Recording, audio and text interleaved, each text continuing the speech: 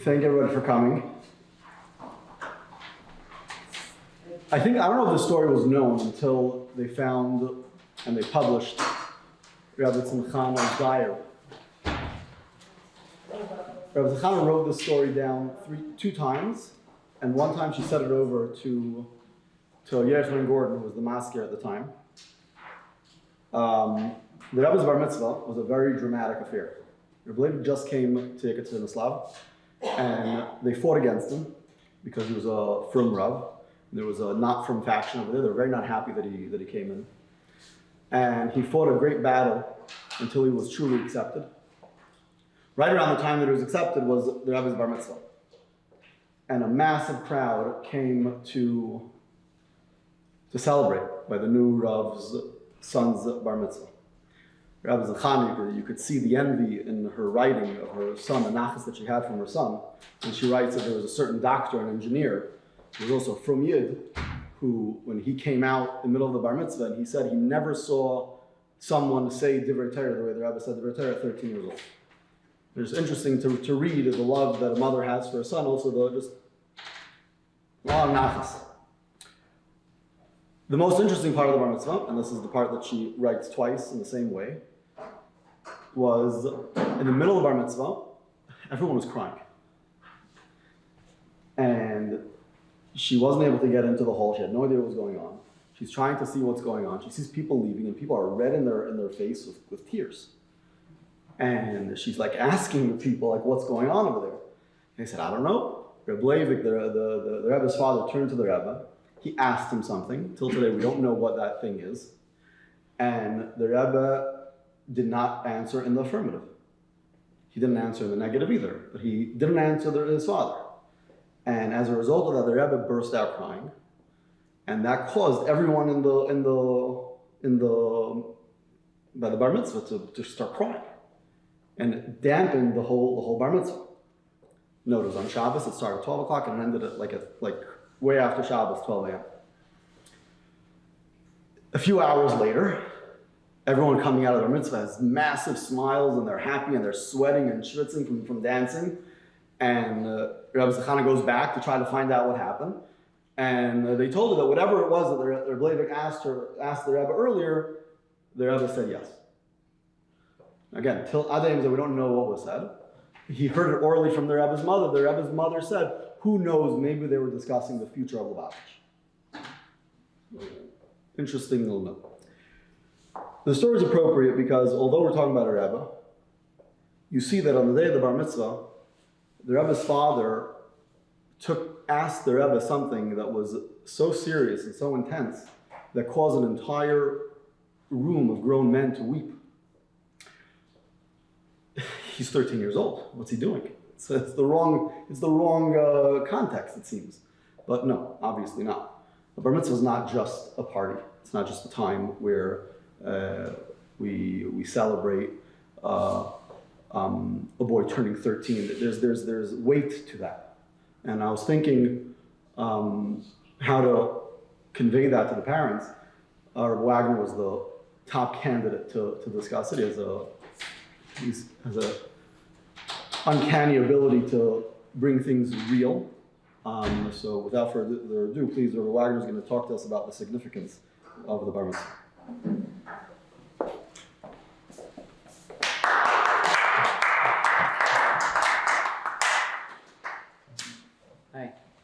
So we will divide into two. We'll start with the philosophical element of, more as an idea of what makes the Bar Mitzvah special and significant. Not the Bar Mitzvah party, an event per se, but the age, the time, the transition from, that was the title of last week, from a boy to a man. So not.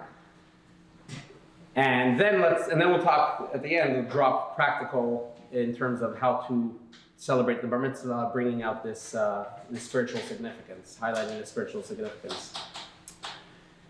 The one word that I always use, and always means I teach, whether it's 6th grade, 7th grade, 8th grade, depending on the year, there's one word that I drill in from the beginning of the year all the way through the end of the year, at any given moment, whether we're talking directly about Bar Mitzvah or not directly about Bar Mitzvah, what we need to have in the classroom. And the one word is maturity. And obviously, when I'm talking about in context of the Bar Mitzvah, I tell the boys that becoming a man, according to halacha, becoming a man, according to Torah, which means that, as we all know, as the boys all know from Mishnayos, that katan is pater from any mitzvah. Katan is not responsible to do any mitzvah. It's not held accountable. And so too, like what we're learning now in Akoinis with the boys, that if a katan does damages, he's pater to pay from the damages. Twice in the parak it mentions that. Why? And it's the same reason, because a child is not able to be held accountable. A child is not responsible for their actions. And as Chassidus actually explains at length, that you could have a very wise child. You could have a child who has a lot of chokmah and bina, but until they become 13, they don't have das. And as Chassidus elaborates on the significance of what das is that ability to connect the dots of what I did to the outcome that happened, and that I made that happen. I'm responsible for that outcome. And a child does not have that. And therefore, we cannot hold a child accountable for an action, a negative action that he did. That's why they're putter from punishments and putter from paying for what they damaged. And at the same time, we can't hold them responsible to do the right thing. They're not chayv mitzvahs. So then the boy becomes 13, and it's shkia or probably tseis of the night of their bar mitzvah, the night of their 13th birthday, and all of a sudden, boom, they're now responsible according to Torah. Torah views them as an adult. Torah views them more mature than society views them, and sometimes their parents and teachers view them, and maybe they view themselves. And Torah holds that you are now an adult and you're responsible for your actions. So one thing for sure, it does not happen in a split second. Absolutely not. There's no such thing. That's really a lot of what chinuch is. Chinuch in the bigger sense of training them to do all the right things. It's also the chinuch of that mindset. It's the chinuch of that mentality that you are now a child, and halachically you're not responsible. Halachically you're considered immature, and this definition of immature, that you're not aware enough, at least in a das way, of who you are and what you do, and you're going to be reaching this point where you're going to be held responsible, and it's a process. And the truth is that you have boys that are, mature from a younger age, and already 10, 11, 12, they're relatively mature, and then you have boys that it takes a little bit longer, developmentally to recognize that have that awareness, that social awareness, that awareness for the self-awareness, of course, but the average that the Torah gives is 13. And there's a beautiful sikha where the Rebbe explains the source, how we know that's 13, and I'm not going to say now because you're going to hear it by every single bar mitzvah that you're going to be by, so there's no point in saying it now. That's the word that really encapsulates. So one word that really encapsulates a bar mitzvah is maturity. The bar mitzvah is the again, not the party, not the event, but the bar mitzvah stage, the bar mitzvah era. When the Mishnah says in Pirkei Avos, "Ben shloish esrei lemitzvahs," what it's telling us is that Ben shloish esrei has that sense of connection to his life, self-awareness, social awareness, and therefore the responsibility, the ability and the responsibility to be able to do mitzvahs. So I want to delve a little bit into that to unpack what maturity is. And in class, we spend a lot of time, and I'll give some specific stories, some specific examples that happen. We make sure to highlight every moment that something happens, obviously in a positive sense of that was a mature decision. And obviously, if I have to have a conversation with the boy, individually about in the negative sense, to explain to them why that was not necessarily mature. So in short, what is this idea of maturity? So actually, you could apply this concept from Chassidus as what Chassidus calls Godless HaMoichin, or Moichin to Godless. In fact, in the Bar Mitzvah mimer, towards the end, we talk about that a katan doesn't put on tefillin. Valar is nafnit keinish, or whatever the exact words are, that he's not 13 years old, and he only has katnus hamoichin. That's the words that we use in the Bar Mitzvah mimer. And it's a topic from Chassidus, so let's unpack that a little bit. What's katnus hamoichin, godless hamoichin? Katnus hamoichin means when, and in Chassidus we're not only talking about a child, we're talking about a way of life, a way of serving Hashem. Katnus hamoichin is where I am stuck in a box. I'm stuck in a box of what I'm used to, what I'm reflexively and intuitively going to do at any given situation, at any given fork in the road of my day, what I'm kind of used to doing from my own nature, from my own personality, from my own disposition, and I'm going to kind of continue going in that track throughout my life. Kanas ha-moichin is where I'm acting. I have moichin, I have seichel, I have a brain, I have intellect, but it's called katnus, it's called small, undeveloped, because my brain is not actually really dictating what the decision should be. It's more what I'm used to. And it doesn't even have to be a bad thing. When it talks about the Avas Hashem and Yiras Hashem, which are in a way of Kadnas HaMoichin. Those are great things. He's doing mitzvahs, he's loving Hashem, he's fearing Hashem, but it's all in a kind of natural, reflexive way. And Godless HaMoichin is when the person opens himself up to a new reality. When he goes out of that box. Whatever that box is, whatever his nature is. We're now in Sphere Mimer. We know that's actually exactly what Sphere Mimer is all about, being able to pick up on every midah and sub-midah and be able to think, how do I act in any given situation? And number one, can I maybe refine that behavior, or maybe even, as Tiz talks about the depth of Sphere Mimer, can I maybe even change my behavior in that given situation from chesed to gvura, or gvura to chesed, etc.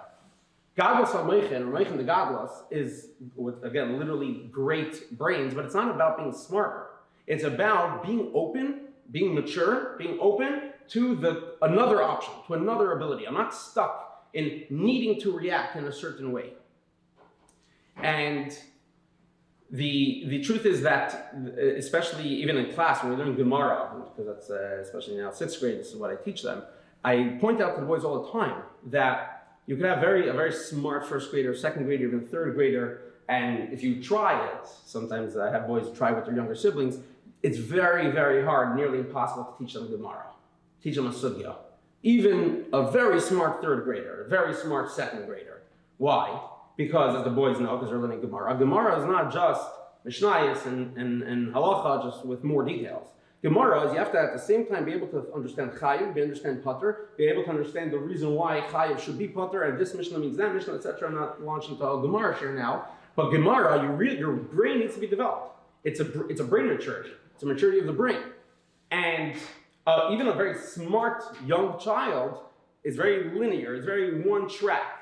It's Chayiv, it's Pater, I could have the best memory, I'll know all the halachas, but to be able to start thinking Chayiv and Pater at the same time and keeping track of both opinions and the proofs and the shlugups and all that, it's nearly impossible for a young child. And the process of starting to learn Gemara, starting to teach Gemara, is starting to learn Gemara and learning more Gemara is the ability to be able to expand your brain. So that's the same exact topic. A little bit of a side point, the same exact topic in brain maturity. Here we're not talking about brain maturity, we're talking about development maturity, we're talking about emotional maturity, psychological maturity, spiritual maturity. That's what Bar Mitzvah is. Bar Mitzvah is a child is born with a nature, whatever that nature is, and the child is going to live based on that nature. He's going to act, he's going to make a decision based on that nature. You could already predict exactly what the child, if you know your child well, you'll be able to predict exactly what the child will do in any given situation, what the child will say. They don't have that bechira. They don't have that ability to really think and say, hey, I actually have the choice, and I actually have the full-on control of my behavior, of my maybe even emotions, and I could actually choose how to react in any given situation.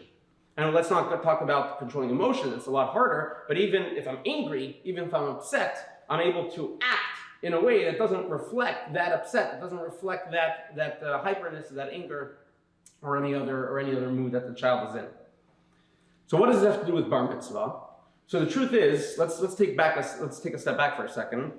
A fascinating trivia question is, the Bar Mitzvah mimer that we say, the mimer that we say for Bar Mitzvah, which just a little bit of history, is the mimer that the Rebbe Shab said by his own Bar Mitzvah, which is very unique that a non-yet officially Rebbe said a mimer chassidus, gave his own mimer chassidus, and then the Friedrich Rebbe repeated that same mimer with a few additions by his Bar Mitzvah, and that's the mimer that we have. What does that Bar Mitzvah mimer talk about? What's the main theme of the Bar Mitzvah mimer? Anyone? Let's put anyone on the spot. They're going to have to know. Now, what? So tefillin is a great guess, but it's not correct. The main theme of the mimer, is, let's not put them in the spot like that. The main theme of the mimer is not tefillin. The main theme of the mimer is not bar mitzvah. In the sense of then now you have to start doing mitzvahs, you have to start putting in tefillin. It's mentioned, I quoted it before, a little bit, like a few lines in Perek Gimel. And of course, the beginning and the end of the mimer talks about the medrash, about Torah, tefillin, not to get into it. But the main bulk of the mimer is about Torah, is about the power of Torah. And the first opening famous midrash, the part we all know, the Bar Mitzvah mimer, word for word in our sleep, is just from hearing so many times and testing our sons, is that the Yidden said to Hashem, we want to do Torah day and night, we want to harvest Torah day and night, but we don't have time. And Hashem said, okay, so do tefillin, and that will substitute, and that's what the whole members come to explain, how tefillin becomes a substitute for Torah. So there's a famous story that there was once a bochur who went to Yechidus to the Rebbe before his Bar Mitzvah, as was the custom in the earlier years. And the Rebbe would always test the boy on something, whether it was the Bar Mitzvah mimer, something they're learning in school, a random halacha question. And this particular boy, the Rebbe asked him to start chazing the Bar Mitzvah mimer, which was common enough. And the boy started saying the mimer, and he started saying this medrash. The Rebbe stopped him with a smile, and the Rebbe said, you're a bochur. You're a 13-year-old kid. You don't have worries. The Yidden in the medrash, they have to support families. They have to run their life, and of course they don't have time. So that's what they're complaining to Hashem is. But you have time. You're a bar mitzvah bochur. You're a 13-year-old kid. What don't you have time about? And it's a cute story, but it's a very telling story because in essence that's actually the theme of the bar mitzvah mimer. The theme of the bar mitzvah mimer is telling us how now you're not a child anymore. Now you actually are responsible for your actions. Now your actions are meaningful. Now your actions mean something. And you're chayav to learn Torah day and night, to whatever extent you can. And obviously Torah, and then together with Torah is doing all the mitzvahs. The other famous story of the Rebbe is, by the Bar Mitzvah, is the boy who came in for Yechidus, American boy. The Rebbe asked him, baseball. He says he likes baseball. Do you go to games? He said yes. Some people want to contest the story, never happened, but it couldn't have not happened. It's been repeated too many times. It happened already. If it didn't happen then, it happened throughout all the stories that were said. But, and the Rebbe said, do you ever go to the game? Yes. Do you have a certain team you go for? Yes. What happens if your team is not doing well? He said, if it's the bottom of the ninth and my team is not doing well and there's no way so I could leave. So the Rebbe asked to do the players leave if the game is not going well. The Rebbe, the players can't leave. They're the game. And the Rebbe said, yeah, so until now you were a fan, you were a spectator. And now you're Bar Mitzvah, now you're a player. Now you're part of the team. Now it's up to you. And it's another famous story which brings up the same point. The message of Bar Mitzvah is, by the way, the exact name, Bar Mitzvah. Not Bar Tefillin, not Bar Party, and not Bar Getting Gifts. It's Bar Mitzvah. The age of 13, and again, obviously, halachically it happens at a split second, but it's a development, it's a training that they need to go through for years. The moment of the Bar Mitzvah is the moment of realizing that my actions are meaningful, my actions are important. There's even a part of the Bar Mitzvah mimer, which very subtly brings this out, but I'll spare you for now. Tell it to your sons, they need to know it. The message of the Bar Mitzvah mimer, the message of Bar Mitzvah is that awareness that you are responsible to do mitzvahs. So that's simple. That anyone could have told you. That's clear in halacha. But if you dig a little bit deeper to what that means, why are they becoming responsible for mitzvahs? What does it mean that now they're responsible? And the answer is back to that word maturity. There's the famous story in the Gemara of Hillel that the guy wanted to to convert, and he came to Hillel and he said, "Teach me Torah while standing on one foot." And Hillel answered him, what you would hate for someone to do to you, don't do unto someone else. The rest of it is just commentary, go learn it.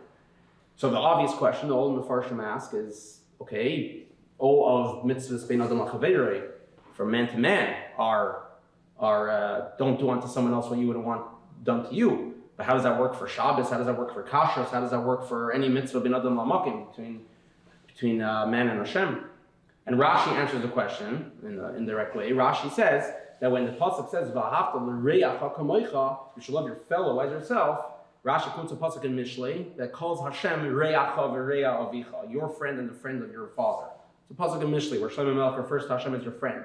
So Rashi says, start thinking about Hashem. Basically, what Hillel is telling this person is start thinking about Hashem also like a fellow, like someone else in your life.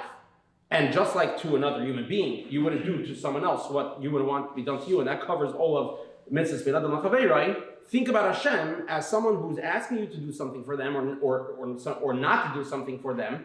And just like you would want someone to respect your wishes, respect Hashem's wishes. And in that sense, this one line covers the entire Torah, all mitzvahs. That's exactly the message of becoming bar mitzvah. Stop thinking about yourself.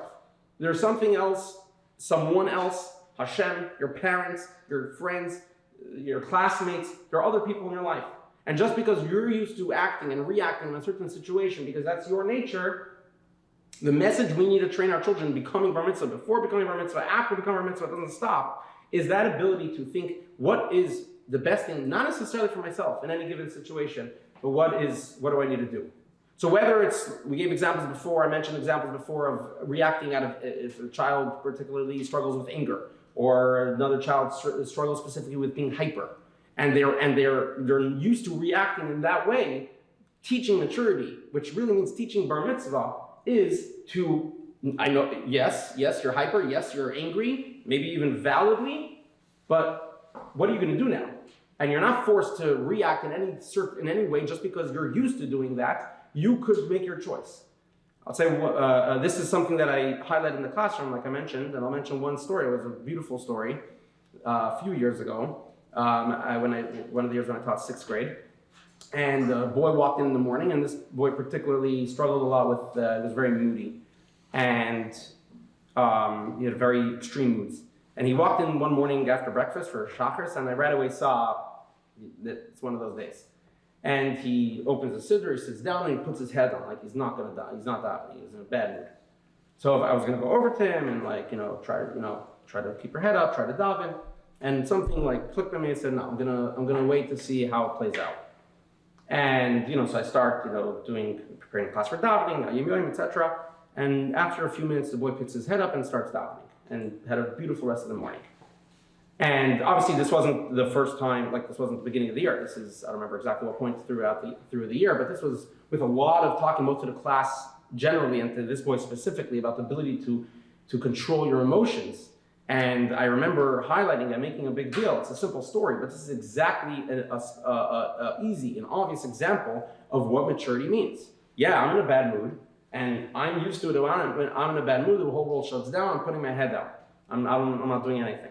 But I don't have to be like that. And the boy didn't pick his head up and was smiling and was in a good mood, but he understood that he needed to control himself.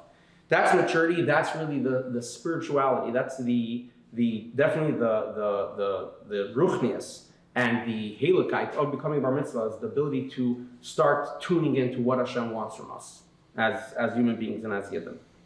To finish off with one beautiful story is the Radatz, Reb David Tzvi Chen. He was the son of Reb Peretz Chen from the Chen family. So he was the Frierdiker Rebbe relates a story that it was a known thing. Everybody who knew Reb David Tzvi Chen, that whenever he said a bracha, he would put his right hand on his forehead and close his eyes and concentrate with intense concentration every time before he said any bracha. So the Frierdiker Rebbe says that when he was a child, he asked the Radatz what that's about. And the Radatz said that when he was 12 years old, his father, Peretz, took him to Yechidus by the Tzemach Tzedek. It doesn't say clearly that was before Bar Mitzvah, but it says he was 12 years old. And the Tzemach Tzedek was very open with Reb David Tzvi, with the Radatz, and he told him at one point, he said, listen to me, Her ois zayna yingel, stop being a child. When you're about to make a bracha, and you're about to say, Baruch atah Hashem, think about to whom you're about to start talking. And this was the instruction, this was the Bar Mitzvah lesson of the Tzemach Tzedek to the Radatz, and he kept this up throughout his entire life. And that's a great story to summarize this whole point. When you're davening, when you're doing any mitzvah, you're talking to Hashem, you're talking to someone. There's someone here in your life, besides for all the other people in your life. And to be bar mitzvah means to be cognizant of that, to be aware of that, to bring that into all your actions and all your reactions, the way you react to situations with the understanding that there's something real happening in my life at this moment. Just to that's the philosophy of the Bar Mitzvah. And just to finish off with 2 quick points about the practical Rabbi Lifshitz. We'll talk a little more about the practical Bar Mitzvah thing, but just on the spiritual side. The first thing is, we all know very clearly that it's a famous thing in Lubavitch that the Rebbe discouraged leaning for Bar Mitzvah. It's more of an American custom. And the Rebbe very highly discouraged that. The Rebbe said that it puts a pressure, unnecessary pressure. It's totally not a halacha thing that the boy needs to lane. It puts on an extra pressure. And more specifically, it takes away from the focus, which is supposed to be bar mitzvah, to learn the halachas of what's necessary. So, two things. Number one, we need to be aware of that. We need to be aware that it's not min chabad to lane by bar mitzvah. Now, does that mean it's usher? Does that mean that if the kid wants to lane? So this is where we need to be a little bit normal mention. Yeah, we need to understand the context in any situation. There are certain boys that, for whatever reason, they feel they want to lane. I was recently speaking to a parent of a student from many years ago, and the younger boy was just bar mitzvah recently, and the younger boy wanted to lane for whatever reason.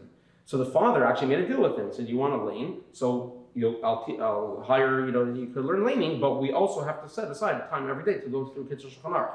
And they did that. So he used that as a negotiating tip. Beautiful. So now the kid's learning Kitzur Shulchan Aruch before he almost finished Kitzur Shulchan Aruch before his bar mitzvah. Similarly, some boys that they need that just for their boost of self-confidence, and if they could do it. So again, it's important to realize like if we're saying no to the child and can't lane because it's min chabad, what are we saying no to? So definitely to suggest it to the child, to make the child do laning, absolutely not. The Rebbe made it very clear that's not smart. There's no point in it. And then the second thing of practical importance in the spiritual sense for the bar mitzvah is the mimer. The mimer is a very, very holy moment. It's a moment, as we know, like when anyone chazers any mimer, that the rebbeim are present. In this case, specifically the Rebbe Shab and the Friedrich Rebbe, and I guess for sure the Rebbe, are present by the bar mitzvah. It's a very holy moment. The bar mitzvah is hard. The mimer is hard, and as much as possible, that can be done bal peh. Should be done bal peh. Should be encouraged to do bal peh. If it's not possible to do bal peh, especially if you can't do the whole thing bal peh, part could be done inside. But definitely that the boy should realize that this is where he needs to put his attention to. Definitely more than laning. Definitely more than anything else that might come in the way of bar mitzvah. The main prep as a Lubavitcher boy going to bar mitzvah should be the mimer. And then of course there's the question of the Yiddish versus Lashon Kodesh, and it's technically the same answer. Best is Yiddish. The Rebbeim always chazar mamorim in Yiddish. Yiddish is the language of the Rebbeim, the language of mamorim. But again, if it's not possible, if the child never had any exposure to Yiddish, and it would be way too hard and way too uncomfortable, so that's why there's the Lashon Kodesh version. So obviously it's on a case-to-case basis. How? Bal peh, inside, Yiddish, Lashon Kodesh. But however it's being done, the one thing for everyone, for every child, for every bar mitzvah boy to know is that the bar mitzvah mimer is the central part of the bar mitzvah celebration, of the Sudas bar mitzvah, of the holiness of the bar mitzvah event. So I give you all a bracha that you should enter this stage of preparing for your son's bar mitzvah with smoothness, with clarity, with menuchas nefesh, and you should be able to sit by the bar mitzvah celebration and feel the spiritual energy, and feel the spiritual holiness that is definitely there by the bar mitzvah, and be able to use that to boost the child's growth into the next stage of his life of Ben Shlosh Esrei Mitzvahs. Thank you, Rabbi Wagner. When we were thinking to make this event, we thought we could do one of two ways. We could make a checklist. We would go through, here are our policies, here are the practices, and go do them.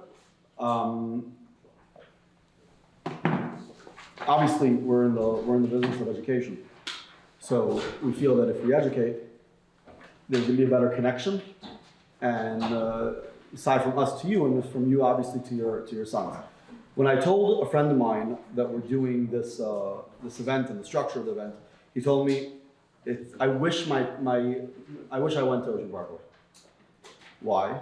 Because when I was a bochur, I didn't lane when it was my bar mitzvah, but I started laning after, and I used to get so nervous that every single time before I laned, I would go to the bathroom and throw up.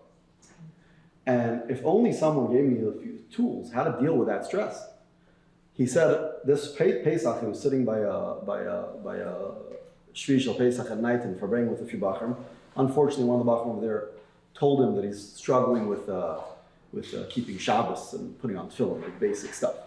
And he said that every single time he walks into a shul, he gets nervous because his father used to make him sit and daven from the siddur, stand next to him with a very draconian way, and he can't. He just gets very, very anxious from it, and he doesn't even know how to cope with it.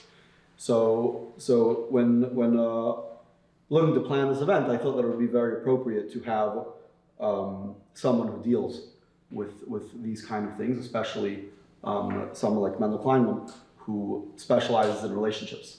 So I think that if a parent and a child have a good relationship with each other, and the parent is able to explain and express to their son the feelings that he's going through, it's going to make it much easier for him. So first of all, I want to commend the yeshiva for doing that. And I want to commend each of you because you chose to take the time to actually, think about it. Like, how do we do this right? And I think that is so much of the process, so much how we do this right is simply being intentional. And when we're intentional about these things, we're already halfway there because we can be open. Okay, I learned something new today. I want to find. You can even tell your kid, like, oh, I actually want to adjust something that I shared with you the other day, and we can keep that ball moving in a nice way. So I just want to share. It's actually similar. It's interesting. It's similar to the model of the evening overall, which is like the divine blueprint, and then we'll move to like the psychosocial blueprint, and then some practical elements. So I was touched by an article that I read by Rabbi Jonathan Sachs. By the way, feel free to pipe in at any point if you have any thoughts or reflections. He said as follows, he said, Yetzias Mitzrayim, the Jews left Egypt. So he says he would sometimes give audiences a thought experiment. He would say, the Jewish, you're addressing a nation that's just been through centuries of torment and oppression. And now you have a person who's addressing them, and the words that you're going to speak to them are going to stay with them forever. So you would ask the crowd, like, what would you tell them? What would you tell the people? And some people say freedom, and you think about like famous examples in history, and some would say, tell them about the great land that they're about to enter. Others would say, like, warn them that their journey is going to be long. And interestingly, if you look at the psukim, the three things that Moshe Rabbeinu keeps coming back to by the guidance of the divine is children, education, and the distant future. And essentially, Moshe Rabbeinu, with the divine guidance, was basically teaching that if you want to plan for a year, plant rice. If you want to plan for a decade, plant a tree. If you want to plan for eternity, educate a child. And so like when a child asks a question, don't feel threatened. They're doing exactly what a child is supposed to be doing. And it's like, yeah, let's figure this out. And I'll share a nice anecdote later about that. So if we are going to positively educate and impact children in this way, right? Like there's a line that says we can only impact another person to the extent that we're ready to be impacted, right? If I really want to impact another human being, I need to be open to them. And that's why I want to spend a moment going through, like, what are the things that are going through in a child's world at this stage. And I'm going to use, there are many theorists that sort of give a framework for child development, but I'm actually going to use Erik Erikson. The reason why I like to use him is firstly because his theories resonate personally, but also because I think they're very much aligned with our tradition and values. For example, like he saw the child development, he didn't just see it as limited to early childhood, rather he saw it across the lifespan. And he also saw it as every single stage of a person's life, there are tasks, there are issues that they need to face. And when they face those things effectively, it develops that part of their personality as they move forward. And obviously the opposite takes place if not. So the beauty of that, and we'll get into it a little bit more of this later, is that it's very hopeful because, as we all know, we're all at different ages and stages, and sometimes we're still figuring stuff out that happened to us 20 years ago, and sometimes we're still navigating stages of development that maybe we should have, in a more innocent world, have developed when we were much younger. So it's very hopeful, but it's also very real, that at every stage there are key things that are important that need to be navigated. So the two stages that are most relevant to this age are the school age stage, which is basically from 6 to 11, and the adolescent age, which is 12 to 18. I'm just going to give you a brief overview of each. So the school age is basically like the child is navigating inferiority versus like competence, right? So when a child enters this age, there's a lot of new demands. Like when he's young and he's at home and all his needs are being cared for, that's like he's developing trust, and we can get into that another time. But then by the school age phase, there's all of a sudden all these demands. School wants him to do things. His friends there's like the social world that's starting, right? So all of these new demands exist in his life. And when he faces those tasks appropriately, he develops a sense of like, oh, I can do things in this world. I'm actually able to get things done. And the opposite happens when that doesn't take place. The next stage is adolescence. Adolescence, the key task then is to develop a sense of personal identity. Who am I in this world? Who am I? Not what does someone else want me to be, but rather who am I? What is my identity? How am I going to be true to myself? Who am I in this world? What's my place in this world? Now, as a person faces these tasks, by the way, I want to stick something in before I get to the next point, is that it's interesting, like on Pesach in Shul, it was a chavashol actually, and a guy said to me, he says, you know, so he's not a lavash, he's like, I noticed that a lot of the boys, like when I grew up going to Shul, all the young boys always stood near their fathers. And I see in this Shul, like a lot of the boys are just like as soon as they turn 13, they're like off sitting, like not near their fathers. And so I thought it was an interesting observation. And I told him that I think that part of it is like at this age, you know, it's like a kid is going to try to find any possible way to show like, I'm me, I'm not you. So when we appreciate that that's actually a healthy part of this phase, it allows us not to be threatened when a kid is showing us those moves. He's just trying to figure out, wait, who am I? Not in relation to you. That's actually a healthy step. So instead of being threatened by that, we can allow them in healthy boundaries, obviously, we can allow them we can actually encourage exploration, like who are you? Figure it out. I can help you figure it out, but you are your own person. And I'm going to help you along to figure that out. So there are like a number, as a child faces these tasks, there's a number of areas that arise, and it would require a whole separate presentation to go into each of these, but I'll just mention them because as I'll say them, you'll hear which of the ones your kid excels in and which of the ones have been more of a challenge, right? So there's the academic realm. As a child faces that realm and does well, he feels good. I can do things in this world. The social realm, as we said, behavioral, bullying, which by the way is an interesting one because bullying, like I believe, like close to 90% of people, I believe at one point or another experience some form of bullying, so it's not some isolated thing. And interestingly, on the other end too, like 6 out of 10 people will admit that at one point they committed some sort of bullying to another person. So it's a very real part of a child's life. And then there's challenges at home, which are not necessarily anybody's fault, but nevertheless really affect a child. And then there's child-to-man development, which I think there was a separate event on.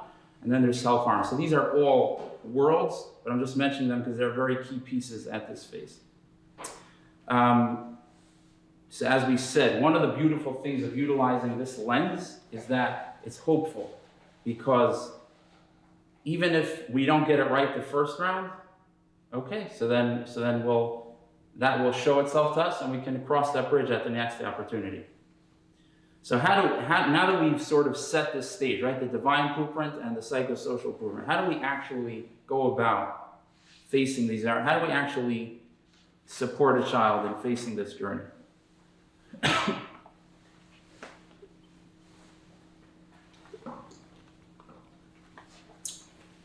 So the first thing I'd say is pray. Meaning, parents are entrusted with a neshama. And when we daven, two things happen. First of all, you're literally opening spiritual channels for yourself and your child. But another thing happens is that the whole conversation changes. It's the recognition that it's not me, it's not me and you. We're in the presence of something greater, and we're constantly asking Hashem, give me the right words. Help me be present with this human being. Help me guide this neshama in the way that it needs to go. So it changes, not just, meaning first of all, like we said, it literally brings bracha, but it actually changes the flavor, it changes the feelings of our conversations. And here is appropriate to mention that sometimes parents could get anxious about their son's connection to Yiddishkeit. I hear it all the time. Like, how am I going to make sure he stays from? How am I going to make sure he loves Yiddishkeit? And the answer is actually both scary but also comforting, which is that the honest truth is we can't make sure that someone else is going to stay from. And we can't make sure that a boy is going to love every single aspect of Yiddishkeit. So the sooner we accept that, we can actually say, hey, what is actually in our control? What's in our control is to teach and model Yiddishkeit that's healthy, happy, and holy, right? I can't control. It's actually, in a way, it's actually the most beautiful thing because it connects to what we said earlier. Your child is finding out who he is. I can't control you. You are your own human being. But children also sense when we trust them. I know you're a chelik olikami malamash. That's who you are. I see you as a divine soul. So you got this. I trust you. Our kids feel when we're nervous, or like, oh, I got to micromanage every single aspect of your life to make sure you're going to be exactly who I want you to be, or if I trust your inherent goodness, that you're going to figure this out, because you are godly, Hashem's going to help you, you're good.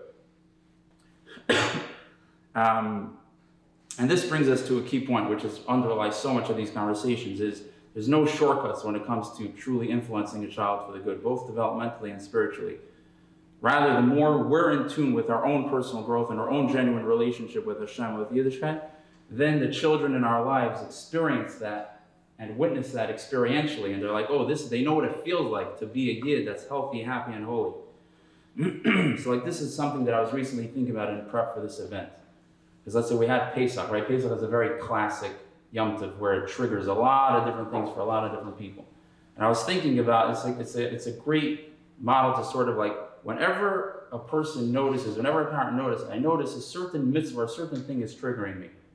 It's worth spending the time figuring out what's going on there. Why? Because what happens is when you're able to disentangle, wait, why is that particular mitzvah, or like you mentioned the example in the shul, right? Like, why is this particular part of Yiddishkeit why does it contain such a trigger for me? When you figure that out, you're actually going to be able to see that most of the time it had nothing to do with Yiddishkeit. Most of the time there was some other toxicity, someone's anger, or someone's micromanagement, or some other negativity that was brought into the mitzvah, which now your association to that mitzvah is now tarnished, right? So when we take the time ourselves to disentangle these pieces, we're now able to offer a child a mitzvah without all of that baggage, right? And another interesting thing is that sometimes when a parent maybe went through a certain thing with a particular mitzvah, they say, I'm going to make sure my kid never has that kind of Pesach. And it goes like the other extreme, but the other extreme brings other issues, right? So rather, a much better way is to say, wait, what's going on for me? And to disentangle my own experience with that mitzvah. Now I'm able to offer this child his own experience. And guess what? The same thing that triggered you might not trigger him at all. And something that you always loved, he might not relate to at all. So it's sort of honoring our own experience, but then holding space to allow them to have their own. Yeah. So as we do that, we're able to give that to them as well. So now let's move into some of the more practical things that come up during this phase. So one is that anxiety and nerves ahead of the Bar Mitzvah is actually a very normal and expected part of the process. This can show up as like general anxiety. Like sometimes I could ask a kid and I'll say like, is there a certain thing that you're nervous about? And they'll say no. And I'll just say, like, so, and it's just like general, I feel anxious, right? And not always is it connected to a particular thing. Sometimes it will be related to a specific thing like public speaking, social anxiety. And the good news is that we can take steps to notice it and reduce it to whatever. Meaning, say a certain amount of anxiety is healthy and normal, and we'll get into how we can channel it. But there are steps. For example, like now, I think most of you still have some time before the Bar Mitzvah, right? So this is a big one. When the time is taken like in advance as possible of setting up for yourself and the child how it's going to go, how each part of the process is going to go, that actually allows ourselves and them to feel at ease, and there's enough time, and the process can actually be enjoyable instead of it being like last minute. There's like this much time left to learn, so make sure you get the whole line because it's like, okay, you can have a conversation with them. What are we going to do? What are our press going to be? How are we going to successfully be ready? And we have enough time. We're having the conversation now when there's enough time to actually do it. And then once that stage is set, then anxiety actually serves its intended purpose, which is anxiety is only a problem if it stops us, if it paralyzes us. But if anxiety fuels us to to do what we need to do, it's actually serving us a purpose. So I do this with kids all the time. Like, when you feel that anxious feeling, it's like, wait a second, stop for a second and say, I have my bar mitzvah in 2.5 months from now. What am I trying to achieve by then? And I ask them, like, what are your goals? And say, okay, so like when I feel that way, it's like, no, there is actually something I can do with that feeling. Emotion is energy in motion. I can take that energy and channel it into something that will actually help me have a good bar mitzvah. And like Rabbi Wagner mentioned, leaning, like prioritize, like just because, like there's different people have different expectations, it's like, what is actually most important? And if you know for this kid that pressuring him to do something that's not actually key, let it go.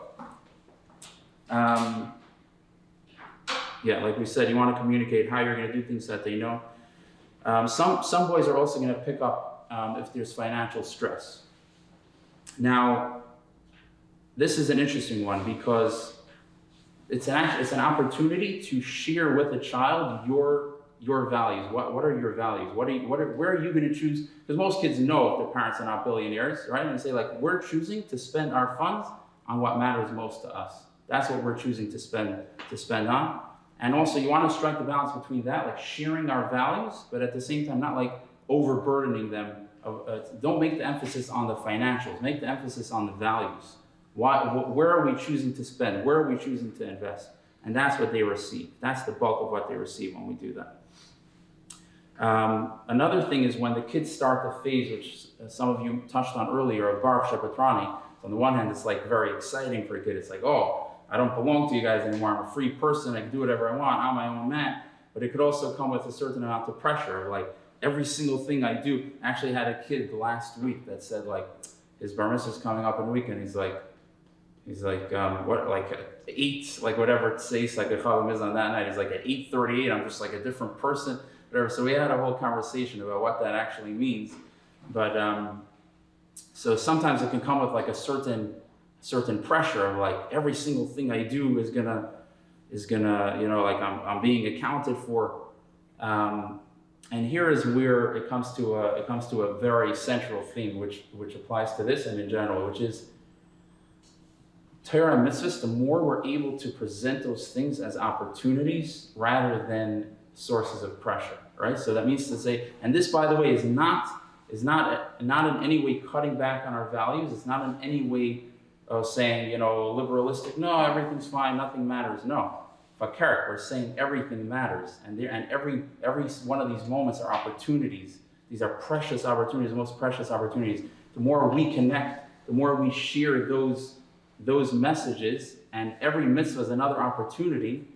Now it becomes something inviting and something that a child wants to be part of. It's a joyous, exciting thing that I want to connect to. This is an opportunity that I have. And that becomes the feeling. And like we said, like they sense how we see their relationship with Hashem. We trust that they got this. We trust their connection. And also seek to understand the unique nature of your child. If you know for your kid that a particular thing is going to be very difficult for him, and it's not a chiyuv, let it go. If you know that a particular thing is going to be hard for him, give him that prep before. I know that this particular thing is hard for you. How can we do this to make it a little less intense for you? And the more also, like another thing is like to break it down into smaller steps. When we break it into like doable steps, then the kid feels like, oh, I could do this, which again, keeping in mind the stage, right? This kid wants to feel like I can actually do things in this world. When we break it down into doable steps, he feels like $1,000,000. He did one step today. He knows where he's going. He's moving toward success. And then another interesting thing to keep in mind is that different families are going to create different events, right? So I would say to both parties, let me say if somebody's planning a more elaborate event, try to just bear in mind that not everyone is able to do that and how it might affect the feelings of others. And at the same time, if you're somebody who's not doing such an elaborate thing, that's okay too. You can tell your kid, something, different people have different preferences, and it's fine. We're going to be okay. There's some people do it this way, some people do it that way. So it's less of that like jealousy and this one and that one. It's more like it's a part of life. We're different people do it in different ways. And I would say to both parties, the people who tend to go more elaborate, be aware that not everyone can do that. And the people that are going the other way, that's fine. You say like, yeah, it's part of life. Some people do it this way, some people do it that way. I would just share one more thing in the practical one, and then I want to finish with two overarching anecdotes that I think are very meaningful for this. And that is the general seeking to maintain an open and safe communication channel with a child. Now, a lot of times, like now is the Bar Mitzvah phase, for example, but sometimes people will reach out at different crossroads in a child's life and be like, okay, I need to talk to my kid about this. And very often, these channels start from the earliest days of a child's life. That a kid learns, right? Like this is a classic, like how do we respond if a kid comes to us and tells us something that we didn't want to hear, right? Like notice our own reactions. How do we respond when that happens, right? If our response is we get all nervous ourselves and we get all upset and we get even subtly, because kids pick it all up, right? Kids pick up when we're really accepting them, we're not really okay with them. So they learn with time, the more that happens, with time they're like, oh, I can't actually share what's going on for me with you. Because every time I do, I see that some part of you is shutting me out, right? So these channels are something that we constantly maintain, and being aware of, like, you know, how is this channel going? And then when that channel is secure and working, then when an issue arises or when a major milestone like this arises, there is a foundation to have these conversations in a very open and honest way. So it's interesting, like I was saying, I'll finish. Yeah, sure. I would just perhaps venture to say that Sure. I think our children maybe give us a little bit more leeway than we might even give ourselves.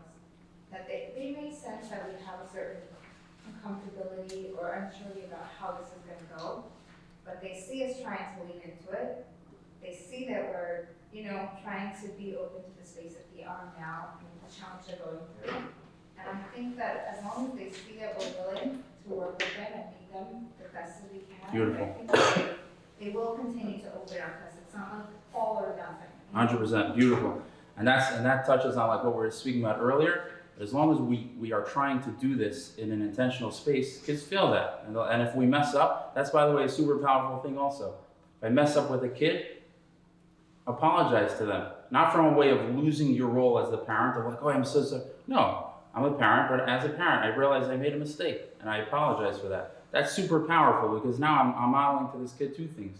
I'm modeling that we're all human and we all make mistakes, and I'm also modeling how I effectively apologize if I mess up. I don't need to avoid it. I don't need to, no, I'm a tati, I don't make mistakes.